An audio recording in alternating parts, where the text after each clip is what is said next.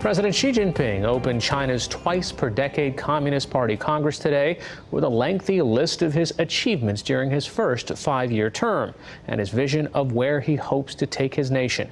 But beyond words, Xi is asserting power like no Chinese leader in decades.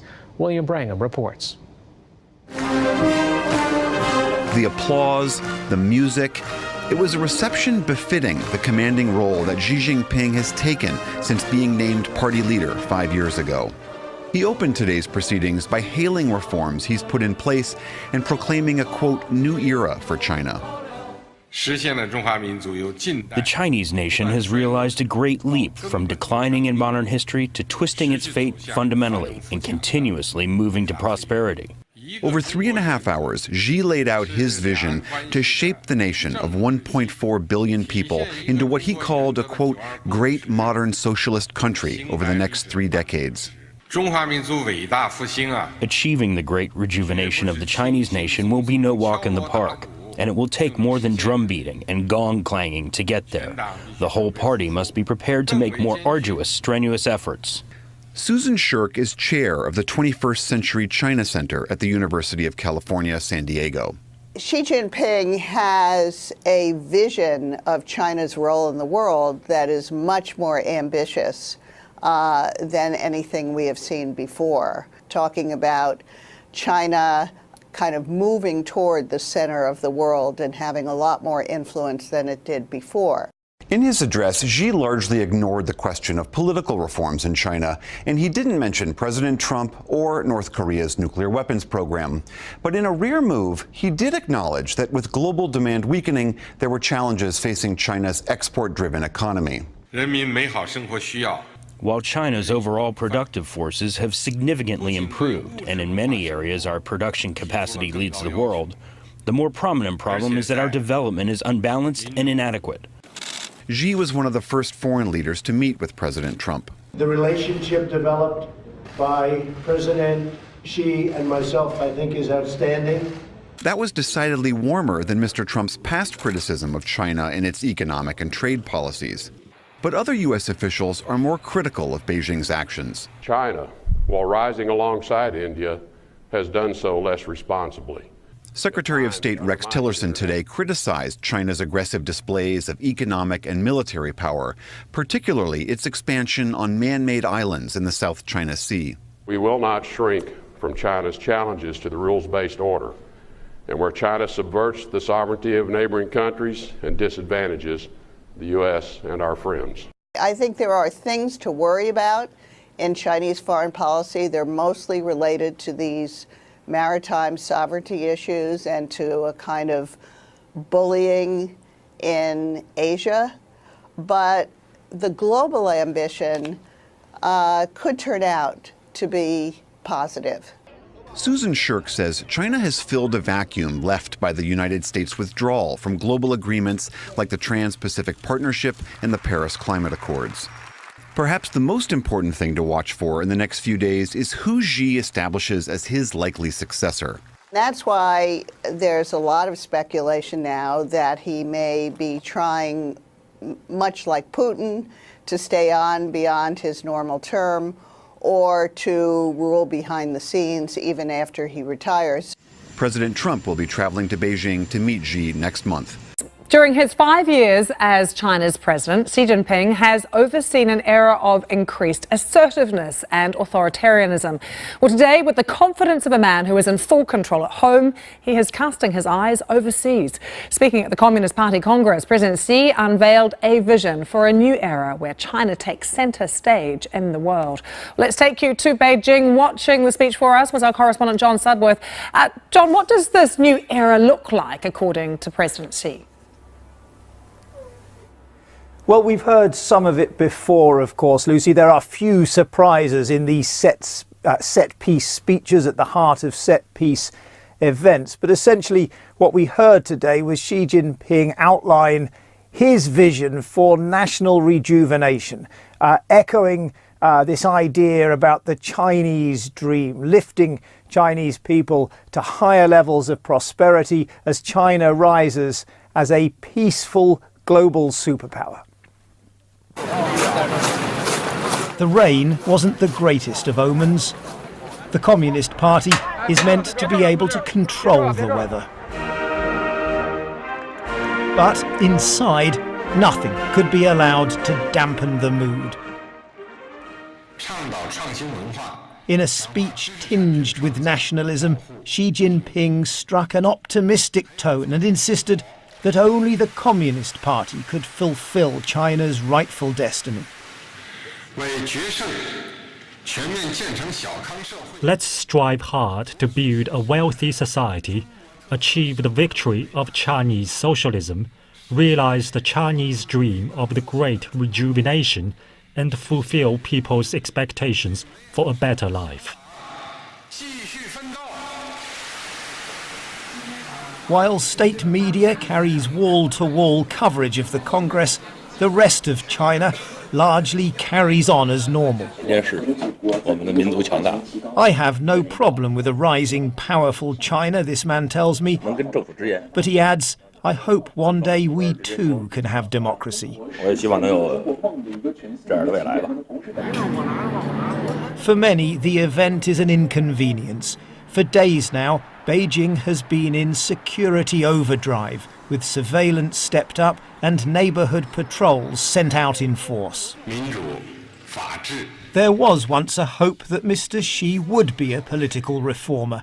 Instead, he spent his first term in office clamping down on dissent and purging his rivals.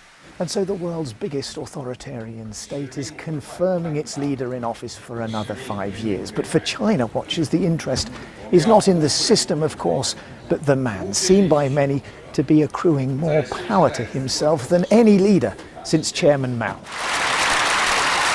At 3.5 hours, this was a humdinger of a speech.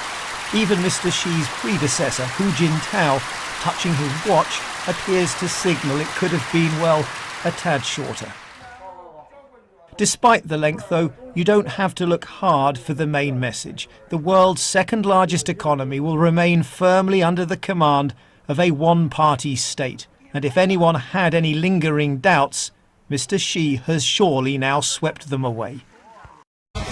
It's a pinko party in Red China as the Communist Congress gathers in Beijing to grant fake free marketeering President Xi Jinping another 5-year term. You thought our president was a blowhard. Xi prattled on for 3 hours plus about China's greatness and how socialism with Chinese characteristics will save the world. If there's anything great about the Chinese economy and their technology, it's because they've stolen all of our brilliant ideas and trade secrets from needy tech companies who cave to Chinese whims for market share. Our country loses an estimated $600 billion a year through this blatant intellectual property theft. And every time Apple or Amazon caves to Beijing's demands and opens the front door to China's thieves, it gives China an unfair advantage. They've also been engaging in slimy espionage of everything from defense subcontractors to the space shuttle, and they are so desperate to get a leg up, they're willing to amputate ours and glue it on to their own contracting economy. President Xi claims to want free trade, and that is great and glorious if it is truly free. If it's grubby pinko fingers or in our national cookie jar, well, their freedom is costing us way too much. We don't need to start a trade war and cripple our economy to teach them a lesson, but we should fortify our cybersecurity, and American companies should grow a pair and stand up to phony baloney Chinese demands of compliance before we are fully castrated by statist robber barons. For more on this, we go to Surabh Gupta, policy specialist at the Institute for China-American Studies. Surabh, thanks for being here tonight. Let's talk about Xi Jinping first. Yes. Appointed to another 5-year term. How does this work? He is supposed to be appointed to the second term, which is supposed to be his last term. He is a president who has accumulated enormous power and authority in the communist system. And therefore, there is this thinking that he will extend it beyond the 5-year term. My inclination is that he will not do so. It is not so much about the Xi Jinping show as much as Xi Jinping being the core leader of a collective leadership of the Chinese Communist Party, which is leading the party and the state and the country forward. A 3.5-hour speech, is that what they normally see in China? I don't think he left anything out. Let's phrase it this way. he is at the pinnacle of his political career. This is that speech delivered at the pinnacle of his political career. It's a work report, and this work report actually has been drawn up over a full year, which he delivered. So how could he not mention North Korea and the situation on the peninsula and the possibility of nuclear proliferation? I know that's important, but I don't think he wanted to get into a speech which was particularly adversarial in terms of particularly talking about international issues. He did talk about international issues as to the role of China more broadly in the international system, but he did not touch upon individual issues. He was rather trying to show that he is the heir to Deng Xiaoping, and like Deng Xiaoping did a 30-year program of reform, he is now setting in a similar program for the next 30 years. Let's talk South Korea. Yes. What hindrance, if any, does Hillary Clinton provide just showing up and criticizing American policy when, we really don't know what we're dealing with there? It actually doesn't help, and here's the reason why. Leave Hillary Clinton aside for a moment. Barack Obama had given a speech in Berlin just before President Trump was getting to Berlin, I think earlier this summer, and he was just trying to show himself the anti-Barack Obama and the anti-Barack Obama policy also. So he needed to frame himself. Donald Trump needed to frame this thing on those lines. Mm-hmm. This is exactly what's going to happen. Anything that has come out from a Democratic side, he is going to reject first of all, even if it is at the expense of the hosts. Secondly, on top of that, I think Hillary Clinton shares some deal of the blame too in the fact that over the 4 years when she was Secretary of State and the 4 years thereafter, really not that much happened. North Korea says war at any moment. Do you believe that? Should we believe that? No, I don't think we should believe that right away. But the reason for this, I personally think, is because there's, again, a whole set of war games happening right now as we speak on the Korean Peninsula, including strike forces who could decapitate Kim Jong-un. So this was just more of a deterrent threat. Of course, the threat of miscalculation always exists when parties are so, jostling next to each other. But what we should definitely be looking for is this providing an excuse for Kim Jong-un to test an intercontinental ballistic missile sometime soon. Hello there, I'm James Bays. Who is the most powerful person in the world? Many would say the US President Donald Trump, but the international news publication The Economist makes a fair case for arguing it's actually China's President Xi Jinping. Unlike Trump, the leader of the world's second largest economy doesn't have to worry about Congress, the media, or for that matter, re-election. And although China has had in recent years a collective leadership system, President Xi is feared because of his anti-corruption campaign and has amassed more personal power than any of his recent predecessors. This is a particularly good time to assess all of this. China's ruling party has a major meeting every 5 years, and it's happening right now. Before we start our discussion, a long-term China watcher, Al Jazeera's Beijing correspondent Adrian Brown, reports from the Communist Party Congress. President Xi Jinping can control a lot of things, but he can't influence the weather. To the superstitious, and many people here are, the damp grey start to this Congress was perhaps a warning sign. In spite of the weather, this was a day of choreographed unity, after what has been a tumultuous few years for the party. But there was a stirring welcome for the president.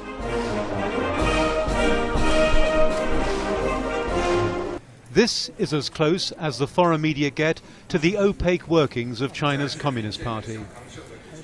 Xi reported on his past 5 years in office, saying the party had achieved miracles.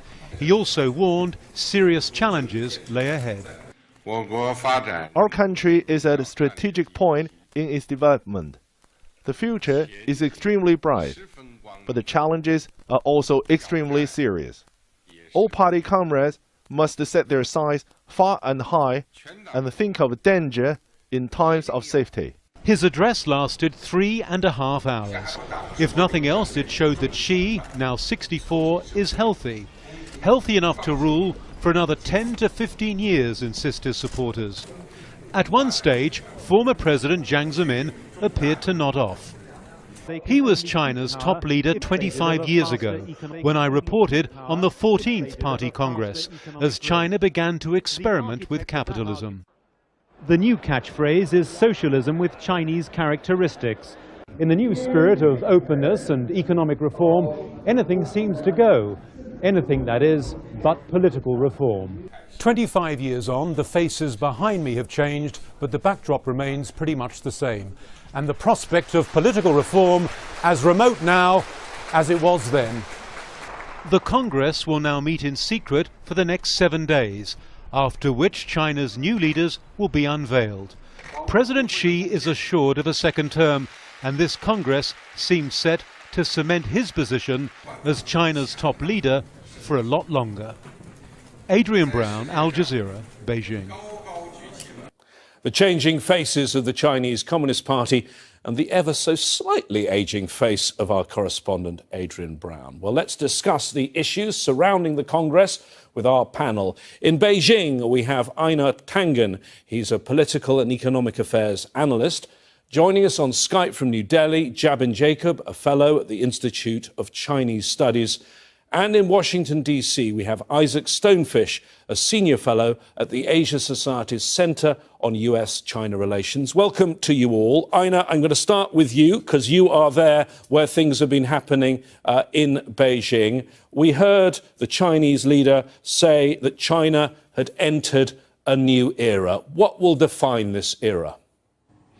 Well, quite frankly, a lot of the kind of things that he listed in his more than 3-hour intense discourse, very solidly delivered, quite a, let us say, a difference from a Twitter tweeting other major leader. But I mean, seriously, the things that will define China are its outward push, how it deals with the Belt and Road Initiative. They also have challenges in North Korea, South and East China Seas, and how to deal with just the sheer size of their growth. Internally, they have issues that they have to address. But I think you saw within the document that he read, very clear signal as to why he wants his party, his comrades to rally around this, why sacrifice is needed, and why they have to go along with this program. If I ask you, Jabin, what we mentioned earlier on, the Economist saying that President Xi is now the most powerful man in the world, would you agree with that, number one? And number two, explain to us how he has got more power, perhaps, in the last 5 years in the Chinese political system than some of his predecessors. Well, I think it's not quite as black and white as that, calling him the most powerful leader on the planet. He certainly has become quite powerful within China. But I think the events surrounding in the run-up to the Congress, as well as, the fact that we do not have a very clear picture yet of who the top contenders are for the Politburo Standing Committee, I think a lot of these things are still, up in the air. He has certainly become more powerful over the last 5 years by his very strong anti-corruption campaign. He has reined in the party's excesses. He has maintained strong control over the military. He has somehow gotten the military on his side, much more so than any of his predecessors. And I think he's done it because he sold a line to the ordinary people, as well as to the party cadre, as well as to the military, that he is out to change China, make China stronger, and his vision of making China stronger has buyers, especially at a time when the rest of the world, the United States especially, does not seem to be stepping up to the plate as far as leadership is concerned. So he's able to sell to the Chinese people that this is an opportunity that has arrived and China must take it. Isaac Stonefish in Washington, D.C. There are some that are saying that he's emerging as a transformational leader, perhaps like Chairman Mao or Deng Xiaoping. As you know, Chairman Mao established the communist state. Deng Xiaoping introduced economic reforms that transformed China. What is he going to be known for? I think it's good to insert a bit of hesitancy and skepticism. So from what we can see, Xi is becoming a more and more powerful leader, but there's just so much we don't know. We don't know what his relationship is with other members of the Standing Committee. We think it's quite good, but all we have are the tea leaves that we can see from the outside. We think he has a good relationship with the men who run the military. That's also something we don't know. So if we stick with the assumption that we're making that Xi is a very powerful leader and transformative in the way that Mao and Deng were, some things we might be able to expect is a far more assertive push internationally. You know, Chinese leaders like to talk about how their country is a developing one, not a developed one. We could actually see under Xi China going and potentially getting involved in conflicts or peace talks in the Middle East. We could see a more assertive Chinese stance on North Korea. We could see more assertive Chinese stance on the disputed islands in the South China Sea and on border issues with India. So there's a lot of different areas that Xi and China might decide to put a bigger push into. Aina, recent Chinese leaders have done 10 years. They've had the party congress where they got given the job. They had the halfway mark at 5 years, and then the next congress in 10 years, that was when they stepped down. Do you think President Xi is going to step down next time around in 2022? Well, that's one of the big questions that's around this. A lot will depend on whether he brings in the next two people from the sixth generation who would be capable of serving a 5-year apprenticeship on the standing committee and then be able to take over. Obviously, the corruption charges against the former party secretary of Chongqing has made that clear that he's out of the running. Question is, can you bring up somebody quickly enough that people are going to be comfortable with? In terms of himself, I think he has a very ambitious agenda. I think we all agree on that, and he's trying to push it through. Will it take 10 more years? I'm not certain, but it will be in the cards. But one of the things that I think we are concentrating too much on is China is a completely different entity. This is not something where you start putting your political and economic norms from your own country in the West and trying to insert them in China.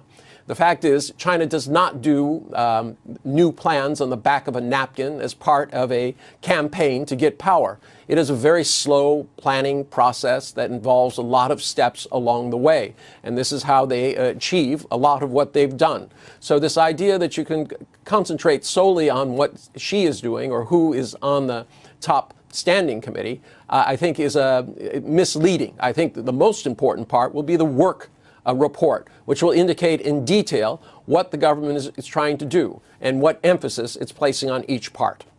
I know you're telling me we're focusing too much on the leader. I am going to ask another question about the leader to jump in, though, which is about President Xi's background and in what way you think it shapes him. Because he was from an elite family, son of an elite official, who then was purged and imprisoned and is in his youth sent to a rural area of China working as a farm labourer. How do you think that shapes his political outlook? Look, everyone's background is important to how they think about politics. And I'm sure this experience that Xi's father went through in the Cultural Revolution has also affected and shaped Xi, except that, it might not be in quite the ways that we think. I think one appreciation that Xi might have developed is in the power of the state, in the power of the Communist Party to keep things in order, or the need for the Communist Party to keep things in order. So I think to that extent, Xi does not seem to have any democratizing tendencies.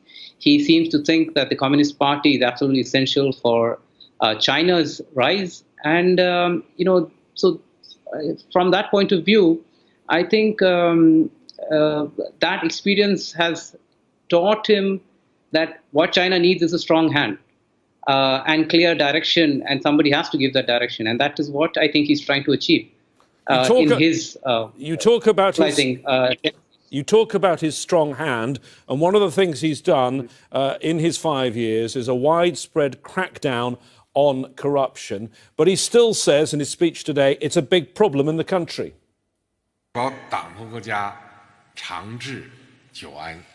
Corruption is the biggest threat faced by our party. We can only get out of the historical cycle and ensure the long-term stability of our party and our country if we persevere in the continuous fight against corruption to ensure that our government, its officials and policies are clean. Isaac Stonefish in Washington, D.C. He says this continues. This fight against corruption, does this help him politically too? Because one assumes you're cracking down on corruption. People are somewhat fearful of you. I think depending on how well he plays it. On the one hand, corruption is something that's very unpopular in China. There's a lot of frustration you have among a lot of people that local leaders or even national leaders are corrupt and not steering the country in the right direction. I think the question is how much anger Xi Jinping builds among members of the party state for turning off the spigot, and because he's doing this in somewhat of a hypocritical way. You know, the leaders that he takes down are corrupt, if we believe the evidence against them, which mostly comes from the party, which is not an entirely trustworthy organization. And they also all have run afoul of Xi Jinping. So it's not a sort of honest, clean hands, we're just going after corrupt officials. It's going after corrupt officials who, for the most part, tend to be in some ways in opposition to Xi Jinping. Aina Tangen in Beijing, moving from corruption to the wider economy, what are the biggest risks facing the Chinese leadership over the next 5 years? Well, if you're talking internally, a lot of it goes around how to manage the economy. But once again, this is not a cookie-cutter Western democracy. The Chinese government has direct control over almost everything. So what you see is this kind of feeling the stones while crossing the river approach. They try something. If it works, they continue. If it doesn't, they abandon it and find something new. This is not something you can do. You know, if you look at the West trying to steer its economies through central banks, which is kind of trying to, cut a wheat field with a razor blade, versus China, who's able to literally say, this is where it's going to stop. We're going to close down these factories. We're going to move them. Things. Now, you might not like the system, but it is a part of the DNA of China that the people here expect the government to deliver some sort of decent living standards. And so far, China has done that. And I think they're going to continue. In terms of corruption, I'm not so certain that my American colleague is entirely correct. If you start looking at the number of officials who have actually been taken down, some of them received rises under Xi himself. And he has shown that he has a pretty even hand if he discovers that somebody has broken the rule. He told people 5 years ago that this is a new start. Everything that happened in the past is the past. Anything that happens forward is a direct affront to not only the people, but to the party, and you will be taken down. I don't know that I like this idea that we continually sing the song that China should do something about corruption, and then when it does, we say, oh, it's only for power reasons.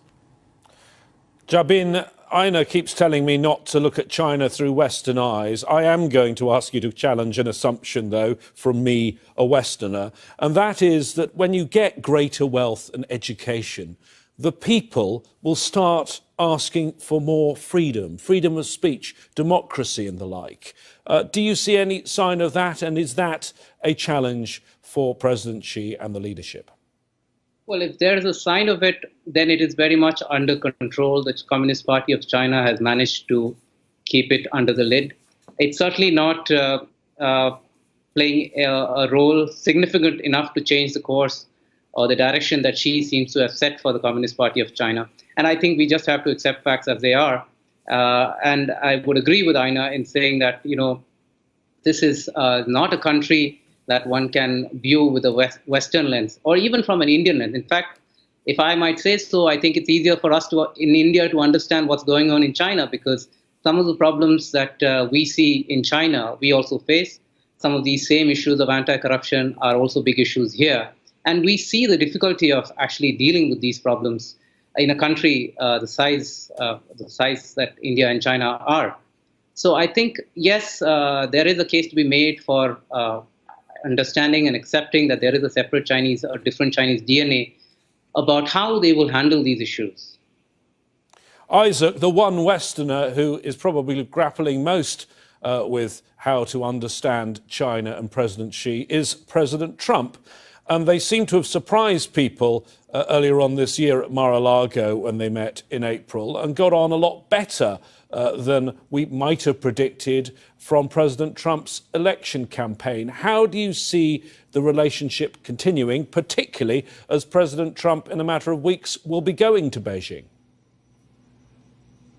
Just one point on what my colleague in Beijing has said. I think a lot of us make the mistake inside China and outside of conflating the Communist Party and China, the country. They are not the same thing. The party wants to have this idea of inevitability, that, oh, China can only be ruled by the Communist Party. Obviously, that's not true. Thousands of years of history before the Communist Party, and there'll be thousands of years of history after. You also have Taiwan, democratically run, which China says is part of China, part of the DNA, but as a democratic polity. So I think we just have to be careful. You've had your rebuttal there. You've had your rebuttal there, Isaac. Now answer the question. Sure. The Trump-Xi relationship going forward, and particularly the important visit of the president to Asia. So I think what Trump has been trying to do is to use North Korea as somewhat of an excuse to increase trade tensions with China. Trump has this very fanciful idea that a trade deficit is very harmful to the U.S. economy, and he wants to rebalance trade between the U.S. and China. Basically, every credible economist doesn't think this is a problem. Trump does. So I think even though he's going there in early November and the two leaders got along seemingly pretty well when they met in April, I do think Trump would like to have excuses to raise trade tensions between the two countries.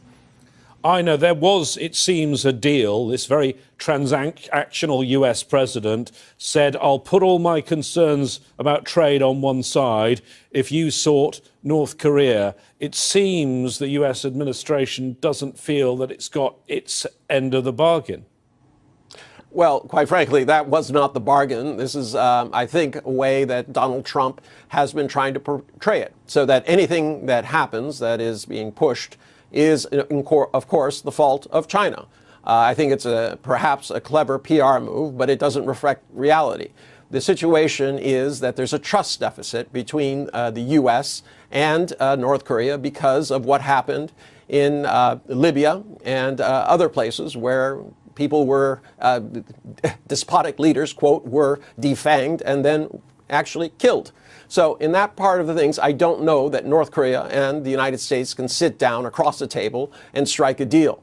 So I don't know that that's necessarily China's fault. In terms of the trade issue that is always harped on, that China is concerned about a regime change messily, that something bad happens and you start having, China starts inheriting all the problems. Remember, there won't be many refugees moving from North Korea into Alaska or anywhere else in the United States if things fall apart. So these issues are pretty complicated, but it's clear that, you cannot just say it's one side's fault. If there's no talk, no trust, there will be no resolution. Okay, Ina, let me just ask you this follow-up question. How much influence do you believe Beijing has over North Korea? Could they change North Korea's behavior if they wanted to? Not really. If you think back, every time that Xi Jinping has been near an international microphone, for some reason, this is the perfect time to fire off a missile or explode a nuclear bomb.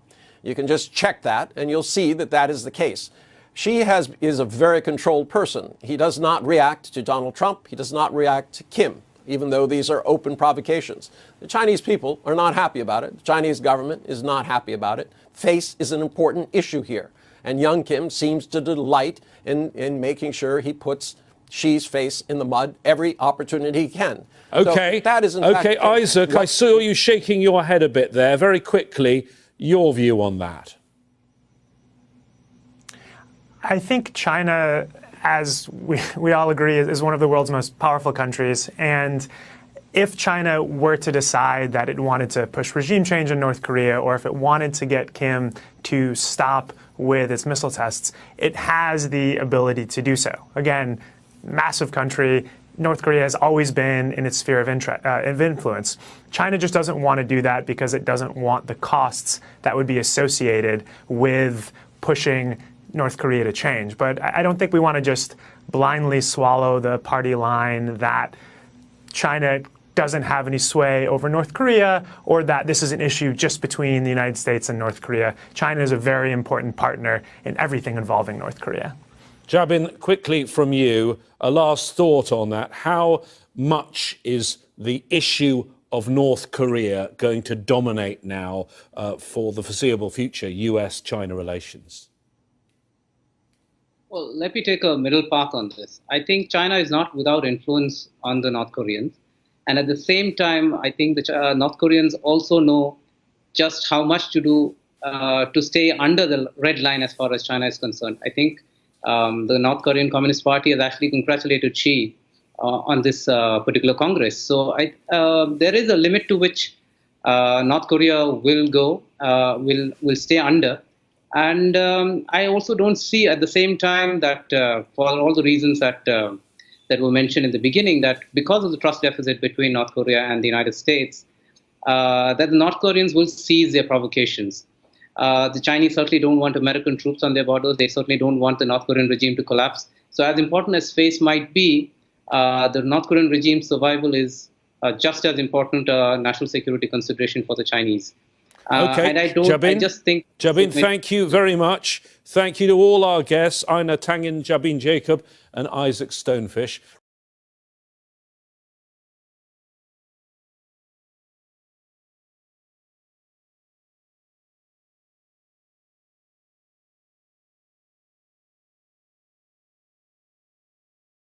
Who Xi establishes as his likely successor. That's why there's a lot of speculation now that he may be trying, much like Putin, to stay on beyond his normal term or to rule behind the scenes even after he retires. President Trump will be traveling to Beijing to meet Xi next month. During his 5 years as China's president, Xi Jinping has overseen an era of increased assertiveness and authoritarianism. Well, today, with the confidence of a man who is in full control at home, he is casting his eyes overseas. Speaking at the Communist Party Congress, President Xi unveiled a vision for a new era where China takes center stage in the world. Let's take you to Beijing. Watching the speech for us was our correspondent John Sudworth. John, what does this new era look like according to President Xi Jinping opened China's twice-per-decade Communist Party Congress today with a lengthy list of his achievements during his first five-year term and his vision of where he hopes to take his nation. But beyond words, Xi is asserting power like no Chinese leader in decades. William Brangham reports. The applause, the music. It was a reception befitting the commanding role that Xi Jinping has taken since being named party leader 5 years ago. He opened today's proceedings by hailing reforms he's put in place and proclaiming a, quote, new era for China. The Chinese nation has realized a great leap from declining in modern history to twisting its fate fundamentally and continuously moving to prosperity. Over 3.5 hours, Xi laid out his vision to shape the nation of 1.4 billion people into what he called a, quote, great modern socialist country over the next 3 decades. Achieving the great rejuvenation of the Chinese nation will be no walk in the park, and it will take more than drum beating and gong clanging to get there. The whole party must be prepared to make more arduous, strenuous efforts. Susan Shirk is chair of the 21st Century China Center at the University of California, San Diego. Xi Jinping has a vision of China's role in the world that is much more ambitious than anything we have seen before, talking about China kind of moving toward the center of the world and having a lot more influence than it did before. In his address, Xi largely ignored the question of political reforms in China and China's aggressive displays of economic and military power, particularly its expansion on man-made islands in the South China Sea. We will not shrink from China's challenges to the rules-based order, and where China subverts the sovereignty of neighboring countries and disadvantages the U.S. and our friends. I think there are things to worry about in Chinese foreign policy. They're mostly related to these maritime sovereignty issues and to a kind of bullying in Asia. But the global ambition could turn out to be positive. Susan Shirk says China has filled a vacuum left by the United States' withdrawal from global agreements like the Trans-Pacific Partnership and the Paris Climate Accords. Perhaps the most important thing to watch for in the next few days is he didn't mention President Trump or North Korea's nuclear weapons program. But in a rare move, he did acknowledge that with global demand weakening, there were challenges facing China's export-driven economy. While China's overall productive forces have significantly improved, and in many areas our production capacity leads the world, the more prominent problem is that our development is unbalanced and inadequate. Xi was one of the first foreign leaders to meet with President Trump. The relationship developed by President Xi and myself, I think, is outstanding. That was decidedly warmer than Mr. Trump's past criticism of China and its economic and trade policies. But other U.S. officials are more critical of Beijing's actions. China, while rising alongside India, has done so less responsibly. Secretary of State Rex Tillerson today criticized